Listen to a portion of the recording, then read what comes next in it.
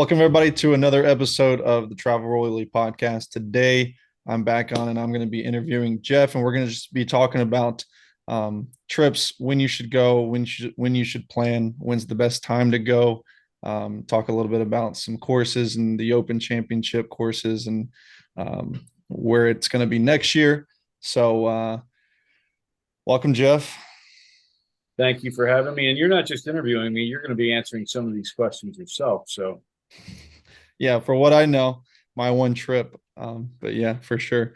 So, I know this all started with us wanting to talk about, a lot of times people are asking, how is it late? Is it too late to start booking for Scotland? When's the earliest we need to talk to you?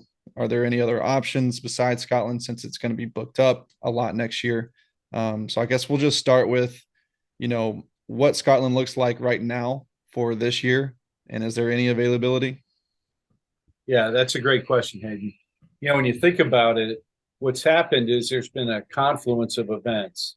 You had COVID, right? And what COVID did was stop travel for basically 2 years over there. And so there's a tremendous amount of pent up demand. Lots of people want to go over there. So that's point one. Point two is that there was a growing demand to begin with, right? So what you have now are these two things coming together, and you've got fewer and fewer tee times available because of all that demand. So to answer your question about this year, Scotland is basically fully booked.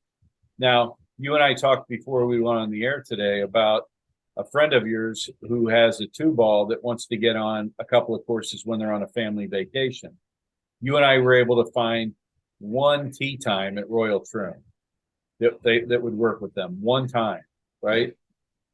Some of the other courses are basically fully booked. North Berwick is an example. Royal Dornoch, they've literally said we can't take a single additional golfer, Yeah. right? St. Andrews is basically full. So there aren't a lot of available tee times, particularly in the high season. Yeah. Now, if someone said, hey, we've got a last minute trip, we'd like to go in April, can you get us on? The answer is yes. If they want to go later in the year, September, October, particularly October, can you get us on? Yeah. Absolutely. But even those times are starting to go. Yeah. So if someone is really excited about going this year, we can accommodate them, but our recommendation would be to go in the shoulder months, not the high months. Shoulder months being April, May, and September, October. Yeah, So and this is just for St. Andrews. Uh, Even a month ago, we were booking a trip for October in St. Andrews, so it's doable for sure. It's just a lot tougher now later in the season. right. Um, but there are other options, of course. England, Ireland, Wales. Um, Pretty much all courses are open besides a couple of the championship courses. Correct? Which courses Yeah. are going to be tough to get on? Yeah, that's another great question. So when I think about it, if someone said, "Well, I don't have to play in Scotland, we'd be willing to go to England, Wales, or Ireland," where would you recommend? And it would really come down to what their preferences are. So in Wales, they've got, I'd say, seven truly excellent links courses. There's probably a couple of more that I think are really good, but I'm talking excellent golf courses. So those courses are wide open, and we could easily plan a trip to Wales and would love doing so. I was there 2 years ago for the second or third time. I love golf there. They've got Royal Porthcawl where they had the Walker Cup. I believe Tiger Woods played in that. They've held Ryder Cups there back in the 60s and 70s. And then you've got places like Pennard, Tenby, Ashburnham, Pyle and Kenfig, Aberdyfi, Royal St. David's, Conway. These are all excellent choices, and availability would be it would be very easy to get people into those courses anytime this year. Now, having said that, when you look at England, you asked about some of the championship courses. Most of them are fully booked. And when we talk about the championship courses, what we're talking about, of course, are the courses like Royal Liverpool, Royal Birkdale, Royal Lytham, Royal St. George's, Prince's, and Royal Cinque Ports. Those are the 6 courses in England that have hosted the Open Championship. There's limited availability in the summer, very limited, and slightly more opportunity to play in April and October. Yeah. And the place that we like a lot over there is down around the Cornwall and Devon area, where there are, a handful of, well, more than a handful, probably 10 wonderful links courses, including number 74 in the world, St. Enedoc. It's one of the best courses no one's ever heard of. It's what we would call a diamond in the rough, and we would love to send people down there. The tough thing about there isn't tee times, but in the summer, that is their summer getaway. So London empties out, people flock to Cornwall and Devon. So the hard part there is getting hotels.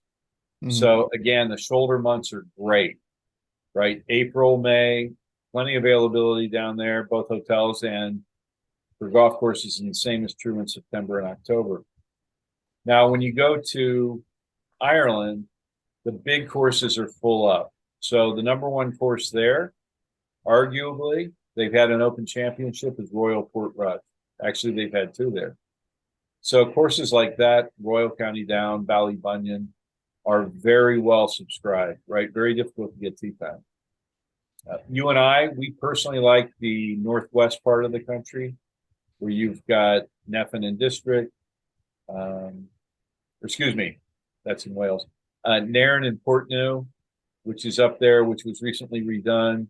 You've got the 3 courses at Rossapena, Port Salin, Crutch Island, Ballyliffin, others up there. Yeah. Ennistrone, Sligo, Donegal. There are lots of great courses up there, and it's a wonderful place to visit. There's some availability up there this summer, better availability, and in the fall and in the spring. Yeah. Now, when we were talking about St. Andrews, that specific area is going to be tough, but there are other places in Scotland that are going to be easier to get on, right? So we have booked trips up in the Highlands. Talk a little bit about some courses up there that are going to have availability throughout the year.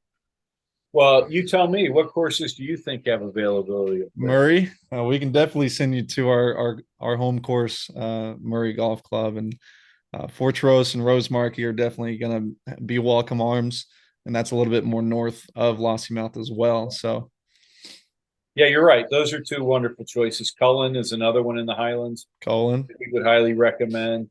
Brora, Golspie, Castle Stewart still has some availability. Tame. These are all wonderful courses. The one that we haven't mentioned that's noticeably absent from that is Royal Dornoch. They're fully booked. yeah, So that's going to be even more north, right? yeah, but there, there's an interesting comment there, Hayden, and you and I haven't even talked about that. There are 2 new courses coming online, one definitely and one potentially. Castle Stewart has been renamed Cabot Links. So That's right. Castle Stewart is now Cabot Links. They're adding a second course. It's going to be spectacular. It's going to be just east of where they are now, have the same types of views. Wonderful course. They're adding additional lodging. So Cabot Links is going to be a great option. Yeah, we visited there, right? Yeah. Saw the plans, saw where it was going to be built. They're getting ready for that. Does that look like a good place to play? Oh yeah. Well, and Very then much the other so. place is just north of Dornoch. It's called Cool Links, Coul. And that's the one that's a little bit iffy. I haven't heard, I've been checking on it regularly. It's still kind of in with the planning commissions and the environmental agency over there to make sure that it's a safe type of place. Corin Crenshaw have been hired to design it. And the beautiful thing about that, Hayden, is that it's going to drive a lot more of us golfers up there. And that's going to benefit Nairn, Kane, Rora, Goldsby, Murray, Portrose, and Rosemarkie, and Cullen even, because there are going to be a lot more people up there. Yeah. And it's going to make it a real destination, right? Where you could literally spend 10 days up there and play 10 different wonderful golf courses. You've got Aberdeen right in the middle, right? How is that for popularity, and is it pretty booked as well? Yeah, that's a great question. So on the east coast of Scotland, you've got Aberdeen, which is the third biggest city in Scotland, and it's also the oil capital of Scotland, and some would say of Europe. But there you've got Royal Aberdeen, which is a great track. That one's heavily booked this summer, but again, shoulder months are good. You've got Cruden Bay. North of there, you've got Fraserburgh, Peterhead. South of there, you've got Trump. You've got Mercer. You've got Panmure, and that goes all the way down to Carnoustie. You're right. So there's a fair amount of availability at those courses, other than Carnoustie and Royal Aberdeen. But again, the shoulder months are great times to go over there, and we can get you on a lot of those courses. I think, we had some people talk recently, clients of ours, about how they don't want to be seen as trophy hunters, meaning they don't want to go over and play just the big courses. Mm-hmm. What they found to be exciting was to play the Panmures, the Murrays, the Portrose, Yeah. the Cullens, Paynes, Hillspindy. Those are just wonderful golf courses. Yeah, that's what I was gonna ask about that, because there's a easy way around this, and that's if you're open to playing these member courses where you're not going to see other Americans. I think that was one of my favorite things about being in Lossiemouth at Murray. Every person you talk to lives there, is a local, been a member for 20 plus years, grew up there, and it's just a different feel. What are a couple of your favorite off the beaten path courses, or the diamond in the rough courses? Well, first of all, I'm going to go back to something you just said. I don't think we heard one American accent in No. the courses that we played, including Dunbarney. Mm-hmm. Right? I don't, which is a wonderful golf course. So you asked the question, diamonds in the rough. Are you talking about Scotland or in general over there? In general, what are the, if somebody's trying to book a trip, that's going to be easy way is our favorite courses, or your favorite, diamond in the rough courses that are going to be easy to get on. Yeah. Well, to your point, Hayden, I would say quite a number of our guests really don't care to play St. Andrews or championship courses. It's a nice to have, not a must have. And if that's the case, and if they've got the time, if you go to the west coast of Scotland, you can play some fabulous golf courses kind of out in the islands, right? So you've got Machrihanish on the Isle of Kintyre. Yeah. You've got Machrihanish Dunes there, which is a David McClay kid course. South of there, you've got Dunaverty. North of there, you've got a ton of courses on these islands like Shishkin. You've got the Macri, which is an extremely well thought of course with a wonderful hotel property there. You've got Askernish, and then you've got a lot of really lesser known courses that are, some of them are 9-hole courses. Jim Hartzell talks about it quite a book, about it quite a bit, I should say, in his book, When Revelation Comes. So those are just not even diamonds in the rough. They're buried underground. They're just spectacular, right? Mm-hmm. I guarantee people would have a great time. So that would be, those are some of the diamonds in the rough in Scotland. And in England, we talked about those courses down in Cornwall and Devon. That would be a great place to go to experience some of these diamonds in the rough. All of the courses in Wales would be open and would be considered diamonds in the rough. And then in Ireland, there are a handful of courses that we really like. We've already talked about the Northwest, where I listed all those courses, particularly those around close by to Wasapena. There's a course not far from Royal County Down called Ardglass, which has the oldest clubhouse in golf. Yeah. It's an old castle. The views are spectacular. It's a shorter course, but a wonderful course. South of there, you've got, and it's back in the Republic actually. You've left at this point. You've left Northern Ireland. You've got County Louth, or it's sometimes known as Baltray. That's a good course.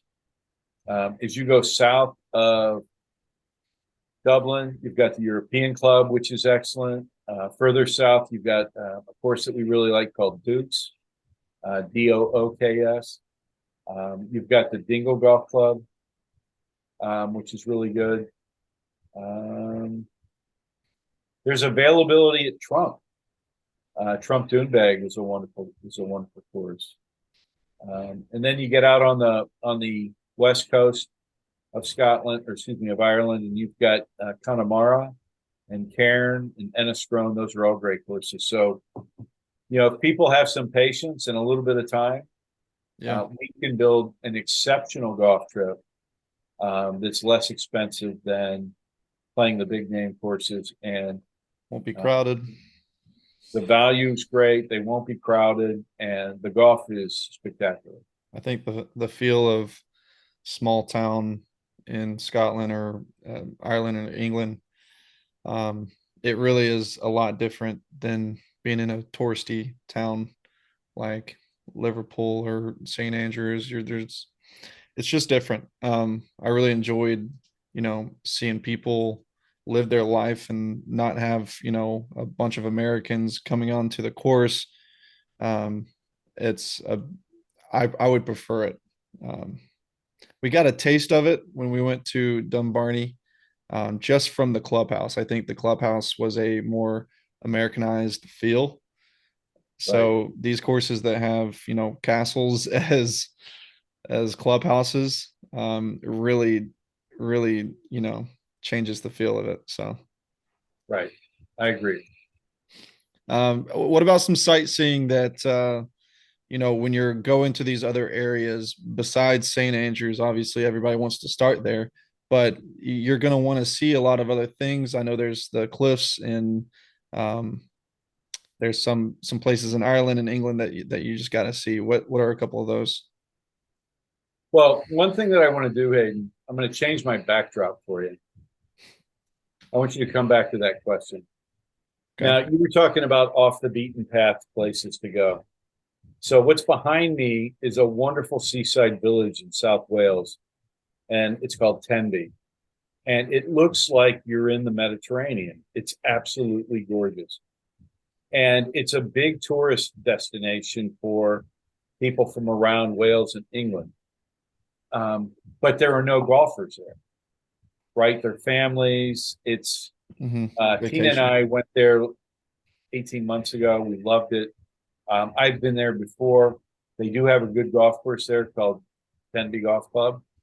But from there, you could radiate out and play Pennard and Royal Porthcawl and Ashburnham and some others. And so a place like that it's just magic, right? I mean, couples trip particularly because it's a romantic place. Um, Yeah, I'll put up another photo from there. Tina and I mean, we literally loved it. So that's the backdrop from um, kind of outside of town. And let me put up another one.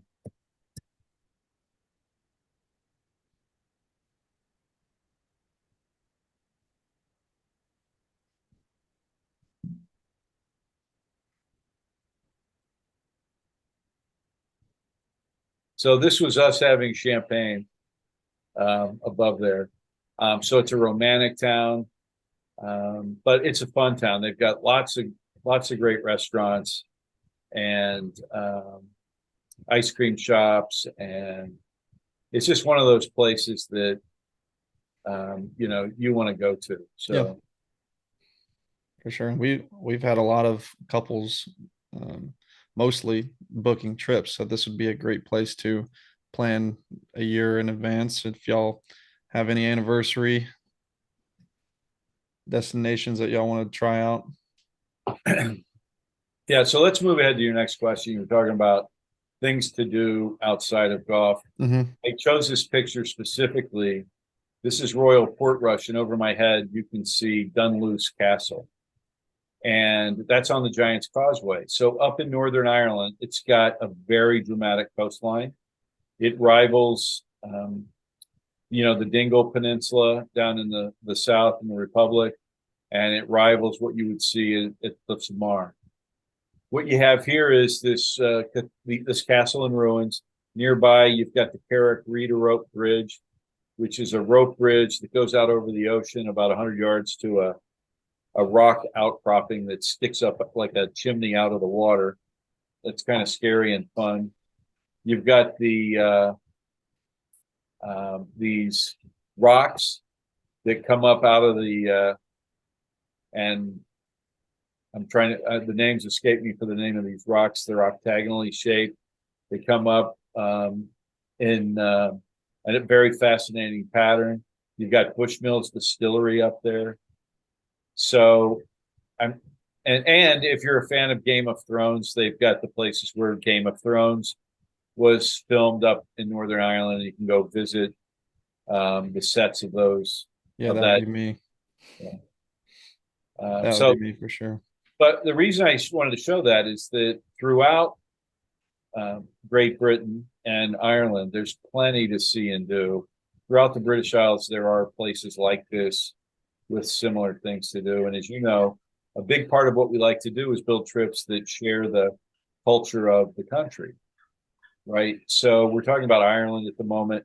If you go down south, and I'm talking about into the Republic, you can go down. I really like the town of Doolin, just outside Lahinch, just outside the Cliffs of Mar. They've got wonderful traditional Irish music. Mm-hmm. And the city comes alive at night with pubs where you walk by, you hear Irish music coming out, you go in and join the party. It's literally like each pub is like a party. And obviously the Cliffs of Mar is something that most people want to see. Yeah. There are castles down there to visit.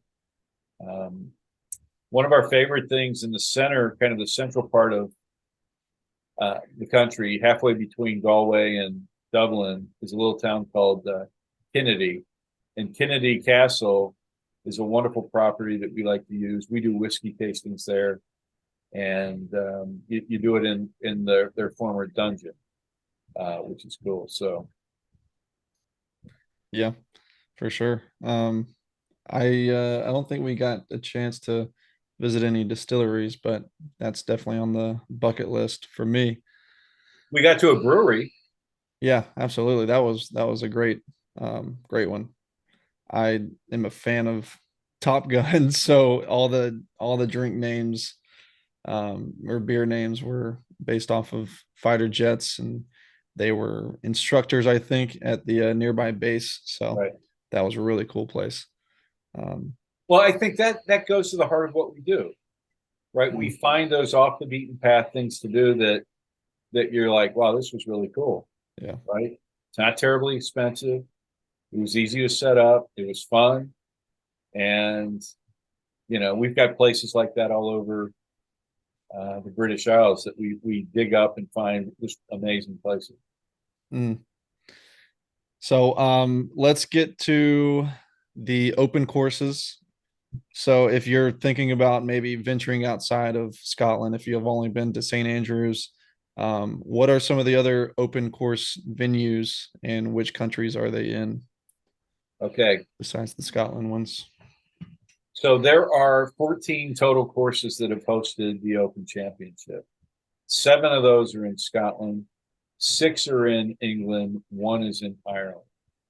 So if you wanted to get out of, I don't want to say get out of, but if you chose not to go to Scotland because you wanted to play some of the other open courses, you could go to Ireland and play Royal Portrush again. The fall would be the best time to go there in the shoulder season, this year anyway. Mhm. In England, you've got Royal Lytham, Royal Birkdale, Royal Liverpool, Royal St. George's, Royal Cinque Ports. Are you sensing a theme with the royal names? And then you've got Prince's, another royal name, really, right? Yeah. So those are the 7 courses outside of Scotland. I've played all 14 of those Open Championship courses, and to be truthful, my favorite links course of all, number one on my list, is Royal St. George's, and That's right. it's a spectacular course with an amazing clubhouse, a friendly membership, and the best lunch I've ever had, I think, and the best shower I've ever had at a golf course as well. So That was recently, right? A few years ago, and was it Colin Morikawa exactly. who won that one? Yeah, that was his first. Well, and before that, um, Was it Lowry Darren and Clark won Rush? there, right? Darren Clark won there, and then before that, the American won there, and his name just escaped me. He went to Kent State. You're not going to get me there. No idea. I know his name. I've invited him onto the podcast actually, I and now guess. his name just escaped me, and I can picture his face. So shame Yeah. on me for that. I gotcha. Um, well, we mentioned a couple of those courses that are in Ireland. Um, could be a potential trip that we have as well up to the northwest, I believe, in Rossapina. We have the 3 courses at Rossapina, and then there's a couple of courses outside that we would also try to play as well, Right, right? right. Well, they're all in that area. So the idea is that in October, we would base ourselves in Rossapena at their amazing hotel there. We would play the 3 courses at Rossapena. You've got Sandy Hills, which is one of my all-time favorites. You've got the Old Tom Morris course there, and then you've got the newest one um, that was a Gil Hans design St. and Patrick's. St. Patrick's Links. So you've got those 3, and then outside of there, you've got another course that's been completely redone, Nairn and Portneuf. You've got Crutch Island, which is a 9-hole course that's spectacular. And we could either play that as a 9-hole loop after playing Nairn and Portneuf, or we could play 18 there. And then Port Salin, which isn't far away, would make depending upon the number, 6 or 7 of those, take the number of Yeah. 6 or 7. So um, And if we amazing wanted golf to course. venture out, right, Port Rush, I believe, is No, we before. would stay over there. Yeah, we would just stay there Okay. and play those courses. Port Rush is unavailable. I've already checked Okay. for the dates that we wanted to be there anyway. And yeah, it would be a fabulous trip. Yeah. The thing that I like about it that's enticing to me, I've been on trips where we stay in 4 different hotels, and it feels like it's a never ending unpacking and packing. In this trip, you would unpack once, Yep. right? Which would be amazing. So, it's a wonderful hotel property, great views, amazing golf, wonderful hospitality.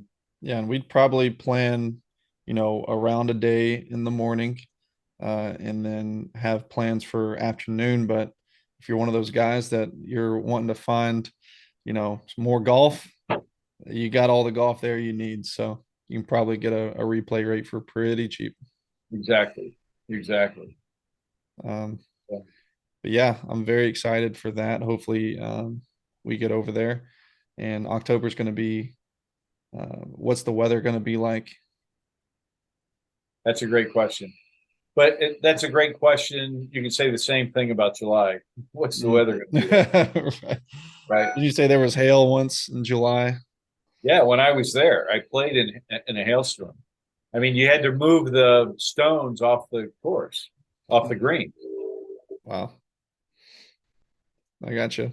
Um, so yeah, I appreciate you coming on and answering some questions. Obviously, I answered some too, and I'm very excited to get back out there. Got to Scotland last year, one of the 4 countries down. hopefully Ireland's next. Well, I want to, you and I need to go to work on that, obviously, but getting people over there, this is a great way to get over. It's an affordable way to go, and it's going to be a spectacular trip. We'll have Yeah. more detail coming soon. Yeah, and we already have a couple people asking, specifics on the trip, and whenever we're ready to get that itinerary out, let us know if you are interested as well. We'll have it on the website soon. So appreciate you guys listening in. Thank you so much.